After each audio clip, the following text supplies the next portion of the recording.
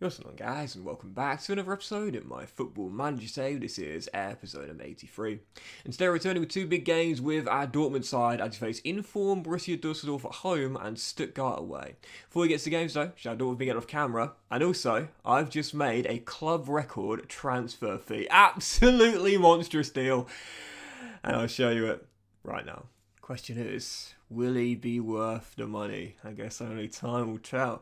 But we have sold a couple of our youngsters that were here that I didn't really know about because I've only just joined, of course. But these are players in our B team who, I don't think there's got much of a future to us here, so I was totally fine with going on their small fees. But here's the big one then. Here is the big one. He's broken the record fee we set by signing the Dragon back in the summer. Stefano Strilli, he is a left-back Italian, already 2 caps at senior level, at just 21 years old. Former Verona player, and he's just phenomenal. Now, I was scouting him at Bournemouth last season, and I just couldn't get him to put a transfer request in. Eventually, he did after I was constantly talking to the media about how good this kid is, and he is in. Yeah, he's been a regular of Verona's team ever since he came back from a loan spell at Derby a few years ago, and he's just a phenomenal left back here. He's quick, he's agile, great balance, and excellent stand with 17 as well. Mentally, he's just superb. I mean, he reads the game brilliant with 16 ounces of patience, 16 concentration, and 16 decisions as well. He's also got 15 positioning, very crucial on a defensive player with 16 vision, so good going forward as well. And technically, 14 crossing, so you offer something going forward with 13 dribbling and also 11 passing, not the best, but 16 technique. But defensively, still really solid. 14 marking, 16 tackling. Basically, this guy is an absolutely solid wing-back, both going forward and defensively as well. The only concern is he's not the tallest, and therefore he's not really going to do much for us in the air, and therefore, despite the fact the media call him a centre-half, I mean, I guess in modern football you could see him as part of like a back five, as a wide centre half, as an LCB. He could probably do that role, to be fair. But for me, I think I'm just a bit old school. What can I say? I'm a little bit old school. He could definitely do that, but in my systems, I like a centre half that's tall enough, strong enough, and can jump high enough as well. Strini can't really do that. But as a left back, I mean, where's the negative? The guy's absolutely phenomenal all across the board. So yeah, he's in £81 million, the fee we spent, and the contract is 4+1 with a 160 grand weekly wage and no minimum fee release clause as well. It wouldn't have had to have been this amount of money, but I basically said to the agent in my very first negotiation, listen, every release clause gets rejected right now. He's not having a release clause no matter what. So yeah, Strilli is in, and whether he's worth it, I guess we'll have to wait and see. But no doubt about it, the future at just 21 years old is very bright. He's probably the best under 21 player in the game right now, so I'm happy to get him in. And I know I sounded like a broken record when I kept talking about it with Bournemouth, but this is kind of what I mean about club reputation and why it's so important. With Bournemouth, we're a Champions League team. We got into the quarterfinals last year, but we're not as reputable. We're not as big as Borussia Dortmund, of course. So even though we're not even in Europe, Strilli had more interest in joining us than he would have done joining a Champions League team as we were last season with Bournemouth. Right then, so in a run off camera, as you'll see, of course, in the last episode we had the back-to-back losses against Bayern and Leverkusen, but then the 6-0 bounce back against Union Berlin. It was a tough response. We drew 0-0 at home to RB Leipzig in the following game where McAtee went down and we struggled to really create chances in that game. Cabell also bailed me out later on with a big save too. And then we drew 2-2 away against Mainz where we were very lucky to claim a point. We scored a stoppage time leveller through Luca Romero who bagged the brace. He scored our opening goal and then we capitulated literally in 9 minutes in the second half. We went from a goal up to 2-1 down as Mainz took the lead for the first time. Again, 90th minute we were down by a goal, needed to find a leveller, and we got a little bit lucky as well. Cabell came forward for an attack from a throw, and eventually the rebound dropped to Romero, who turned in from close range to bail us out and give us a point. And the following game was a 3-2 win at home to Eintracht Frankfurt. This is our final game before the winter break, and again, well, we deserved to win with a better team. We were a little bit lucky. We scored 2 goals in 3 minutes. Enrique Araujo also scored one of the fastest goals in Bundesliga history with a goal in 14 seconds. Not the fastest, but one of the fastest. And then scored again a couple minutes later.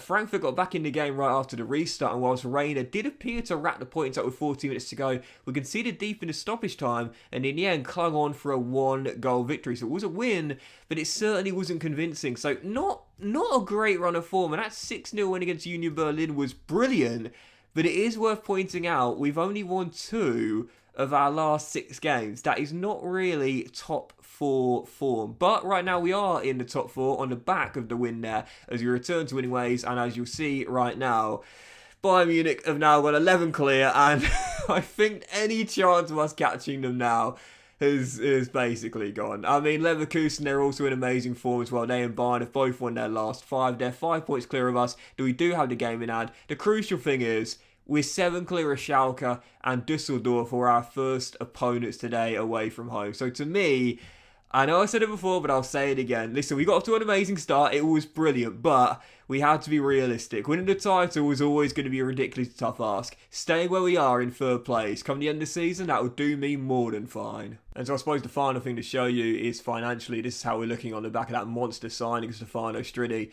We got nothing left now. We got nothing left. I've got nothing left. But yeah, basically, we had tons of money available in the wage budget. So the only thing I had to do was just adjust the slider, basically, to make sure we could complete the deal. But of course, now we are committing to a ridiculously high wage bill now that Stefano has come in. And it does mean that a signing that I was due to make and actually agreed the deal for as well, Tomiyasu for 14 mil. This is now going to collapse. Unless I sell someone, Tomiyasu is not coming in. I agreed a £14 million deal with a Japanese international, but it's not going to happen now. I just was going to bring him in for depth, basically, and for a good leader in the dressing room, but really, listen, this guy is a superb model professional, but Striddi for 81 million at 21, or Tomiyasu for 14 million the final year of his contract at 32. Yeah, Dortmund are all about young players, so I would have loved to have brought him in, but now we ain't got the money to do so. So, heading into the game, and it is Dusseldorf. They've had a really good season right now. They're in 6th place. We did beat them in a reverse fixture away from home. Big game here. Need to make sure we get back-to-back wins for the first time in a while. Right now in the injury report, whisper it quietly, but everyone is fit. And this is the team for the game. First game since the winter break. I didn't play any friendlies or anything. Just left the boys to have a good long break. I think they deserved it. And here we go. So this is our team. It is 4-2-3-1. Cabell is in goal. And about for his net, Schlotterbeck, Creswell and Bradley with Mia Drag and Ozcan the DMGO. Company's on the left, Ramirez on the right, and Rain Sports Araujo. In my opinion, this is our best team. On the bench, you've got Olszewski, Moulon, Striddi, the new man in, Morton, Santos, McAtee, Vimmer, Obradovic, and also Brummer as well. First to 2, it is Dusseldorf at home. Big game this one as we're going to pull away and cement the top 4 place. Come on, Dortmund. Signs a player for 81 million and has him on the bench. Typical Docksy boy, right? But to be fair, Luca Netz has just been amazing this season. Absolutely brilliant on that left-hand side. So that's the thing about Striddi, like, how we fit him into this team, that is going to be a big question. As Jordan Zamora, a former left-back at Bournemouth, thankfully converts for a 3-point conversion and a let-off there early here at the Signal Iduna Park, as it's still 0-0. Yeah, Netz has been brilliant at left-back for me. He's been really good this year, and so it's kind of strange, but really we didn't need to sign Striddi. We definitely didn't. In terms of positions, left-back isn't one we're too concerned about, but I am going to try and convert him to right back and have him as an inverted wing back so we can keep Luca at left back. Luca I'm going to train to CB, so we could possibly have him as a centre half. With the stats that Striddi has, he could also possibly play as a deep line playmaker or an anchor man as well in the role that Stoic, or the Dragon I should say, is doing for us right now. But he's not the best of passers, and then we won't get the best out of him with the crossing stat he's got. But I guess we'll have to wait and see. Question marks on his future where he plays for us. He definitely will get some game time, just not making his debut right from the off here against Dusseldorf. Still 0-0 though, 12 minutes in with both teams knowing how important 3 points will be in this game here. Charlie on the halfway line gives it to Schlotterbeck. And our captain finds Araujo, and now Company sends through Reina. Giovanni, the American, slots it home for his 6th of the year. Dortmund take the lead. Yeah, I do see Stefano moving to right back, even though he is a left-footed player and playing as an inverted wing back. He has got tremendous stats, and I really do feel as Luca Netz plays a breakthrough with a Company who gets his 9th of the year. Luca at 27 is in the prime of his career right now, and he's had a great season, and right on cue he's provided the assist for Company's goal there. Like, I'm not going to drop Luca Netz, even though Striddi is probably the best under 21 player in the game right now. Luca Netz has just been unbelievable all season long, so dropping him would make no sense whatsoever. Company makes it 2 on the back of a great free ball by Luca, and Dortmund have an early 2-goal lead. Where is this guy's future? Where is this guy's future in the team? To me, I'd probably say inverted wing back at right back at this point, especially because Connor Bradley has requested to leave. And I've said to our right back, listen, you can go if we get around 75 million. I think realistically, I'll probably accept around 60 for Bradley now. That might feel like an undersell. If he wants to leave, I'm not going to stand in his way. He's good, don't get me wrong, he's very good. But I've got no business keeping players here if they don't want to be here, with the exception of our captain, Gregor Kobel, of course. Even so, half an hour in, leading by 2. Excellent start to the game, but Dusseldorf have been in great form this season, so they'll try and come back strong here and find a route back into the game. Nets blocks the cross, though, and will get it straight back as he crossfields it, fullback to fullback, and Connor keeps it in play, coming forward, down his right-hand side, into Giovanni Reina. Araujo's ahead of him, he'll look for him, he flicks it onto Company, who keeps it in play and crosses, and Enrique makes it free. 19th of the year, what a first half, what a way to return from the winter break. Last season, it's the second half of the season where Dortmund collapsed. You know, I showed you the fixture list, they had an absolutely abysmal second half of the season, only won a handful of times after losing Moukoko in the January window to Manchester United, and that's why they finished in 8th. I've said to my Dortmund team this year, it ain't happening again. It ain't happening again. You are not having a second half of the season collapse. We are going to cement a top 4 place. Forget Bayern Munich. Forget where they are at the top of the table right now. Just make sure we cement top 4. And today, we're making a statement to Dusseldorf. Yeah, you've been in form, but we are not letting ourselves drop out of the Champions League places. We're going back in there next year. Luca Netz gets his second assist and looks to Stefano on the bench and says, kiddo, you ain't taking my place, that's for sure. Company bags a brace, it's 4-0 Dortmund. Well, I'm going to make a change at the break. Connor Bradley has an injury, so I'm not going to risk it as he's really the only good right back we got. I'm going to give Striddy his Dortmund debut, and we will start him on that right-hand side as an inverted wing back. And we'll see if he can hold his own there in a position where I see him playing for us long term. Second half begins. Stefano, club record signing, makes his debut. And Borussia Dortmund lead by 4. This is our game to see out from here. Oh wow, Stefano, not a great start, young man, but it's alright, it's okay. You got a long way to go in your Dortmund career. Not the greatest to start, slipping over there. And now it's led to a Dusseldorf chance. Luca. Oh, Creswell hits it straight against Lorenzo, and Salcedo makes it 4-1. It's not a great start to the second half, but it might be disallowed for VAR. I think it will stand, though. I think it will stand. Creswell tried to clear it, deflected off Luca. That should stand, I'm pretty sure it will, and it does stand. Yeah, we don't really have a backup right back for Connor Bradley. That's why I was going to bring in Tommy Yasu, because he's very versatile, can play right back, centre half, and left back as well. And I certainly don't regret going for Stefano, despite his shaky start. But even so, it's a great ball by Reina. Romero, off the bar as it's behind for a goal. We played some great football going forward here today. You know, it might well be our first game of the second half of the season. I really don't think we'll catch Bayern Munich, even though there's still a long way to go. But with performances like that, there's no doubt about it, we will stay in the top 4. 4-1 the final score, and other than a minor slip in the second half, we controlled that game very comfortably indeed. There's levels to this season, there's levels to this Bundesliga, and Bayern are a level above, but we just said to Dusseldorf, you're a level below us. So we're going to sell another one of our B team players, Eddie Starfelt, a 24-year-old Swedish striker, totally fine with that. You might notice in a lot of my deals, especially for my young players, I always include a 50% percentage of next sale clause. It's not, you know, it doesn't normally give us much money in the future, but it's just a little extra as time goes on. And yeah, this Tommy Yasu deal is definitely going to fall through now. I could interact with the board to try and keep him, but really it's not worth it.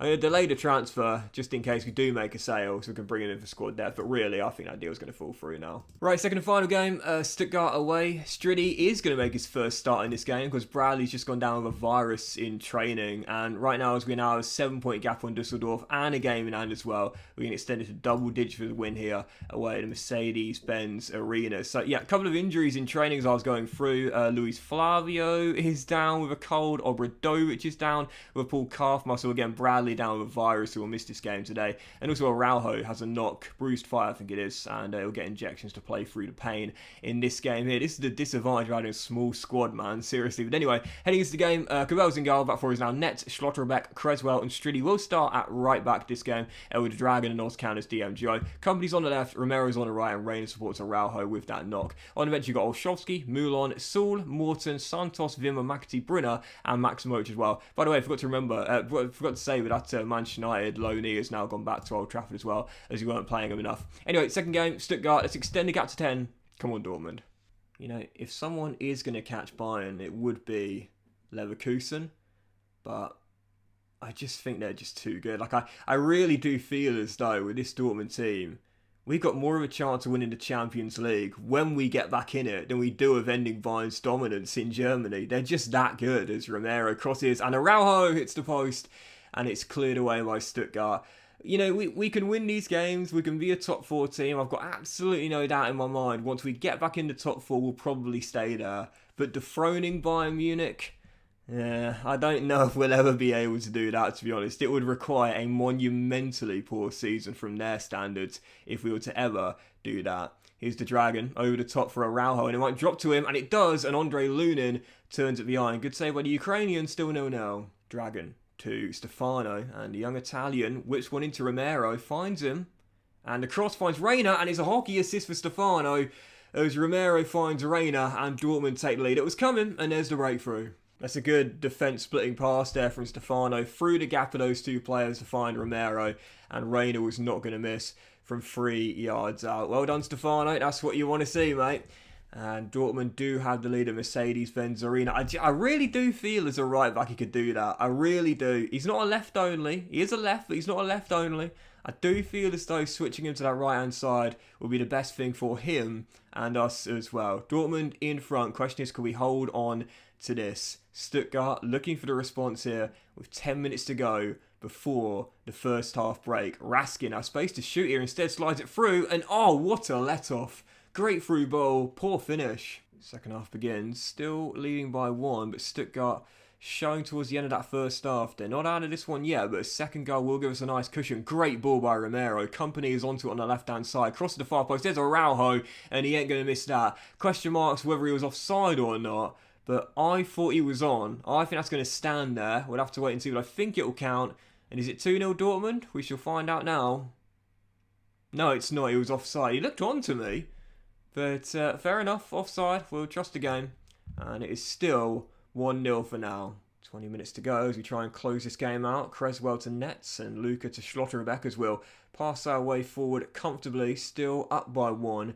And the second goal will surely give us that cushion. Romero to Company. Now that definitely is onside. And Luca finds Anthony with a great ball, but the Spaniard couldn't finish. Another chance goes begging. 15 minutes to go. Can we close this out? Yes, we will. We do close it out 1-0 the final score, and in the end that disallowed goal does not matter. Reina with the only one of the game, but it's enough. Big 3 points, and that means that we still realistically do have a shot at catching Bayern top of the table, but we know it's very unlikely. We're 8 points behind the great Bayern Munich, but we're now crucially 10 clear of Dusseldorf in 5th and 11 of Leipzig in 6th.